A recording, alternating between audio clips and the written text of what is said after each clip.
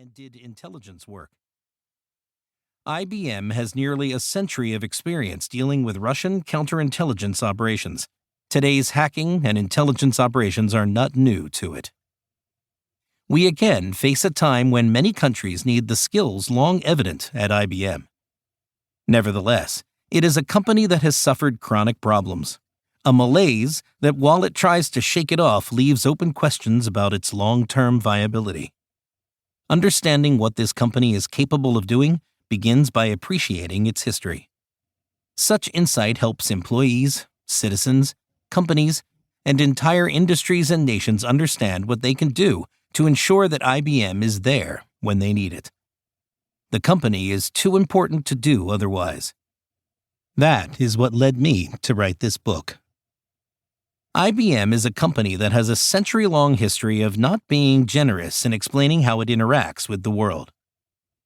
Like most large multinational corporations, it works to control what the public knows about it, including its global practices. Why, for example, several years ago, was IBM willing to share with China the guts of some of its critical software in exchange for being allowed to sell in that country? Why does it have a history of also doing confidential work for the U.S. intelligence and military communities?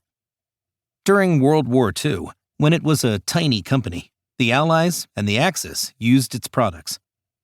Is IBM as American a company as it was 30 or 50 years ago? With an estimated 75% of its workforce now located outside the United States, some tough questions have to be asked. Such national security interests are addressed in this book and head-on in the last chapter, because this company may be one of those too critical to allow to fail. Business historians, economists, and business management professors have their own concerns as well. Scholars and journalists have studied IBM for decades.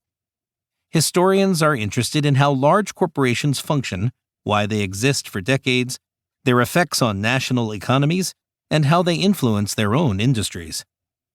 A crucial question raised by IBM's experience is how it became an iconic company yet also experienced periods of severe business crises that nearly killed it. Across all of IBM's history, nearly lethal troubles accompanied its successes. How could that be? What lessons for other firms can IBM's story teach? What can be learned that scholars and managers can apply in their explorations of how other firms flourished, failed, or are floundering? Answering such questions is central to this book. IBM's influence on our lives is significant, but the company remains little appreciated. Occasionally we hear about it, such as when its stock goes up or down, in the 1980s when it introduced the world to the term personal computer, and in the process made it now okay for corporations, not just geeks and commercial artists, to use PCs. Did you know that selling computers is now the tiniest piece of IBM's business? Did you know that it is the world's largest software firm, or that it operates in 178 countries? Did you know that it almost went out of business several times, including as recently as 1993? Or that as this book was being written in 2017, observers thought IBM was on a slow march to extinction while still generating billions of dollars in profits each year. It is time to pull aside the veil to see how this fascinating and powerful company was able to thrive for over a century while being both respected and disliked, and to understand what essentially has been its positive impact on the world, while at the same time it demonstrated toughness against its enemies and in its constant battle to survive and thrive.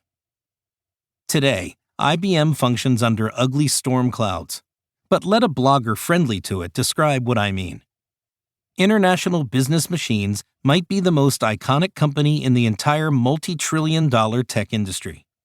For decades, its name was synonymous with technology, to the point where IBM was all but shorthand for computing hardware. Its century-plus history might even make it the oldest tech company in a world where tech titans rise and fall every few years. It's also one of the world's largest tech companies, trailing only a handful of others in the global market cap rankings. Here is the clincher. But it's probably bound to be the worst performing tech stock on the Dow Jones Industrial Average for the foreseeable.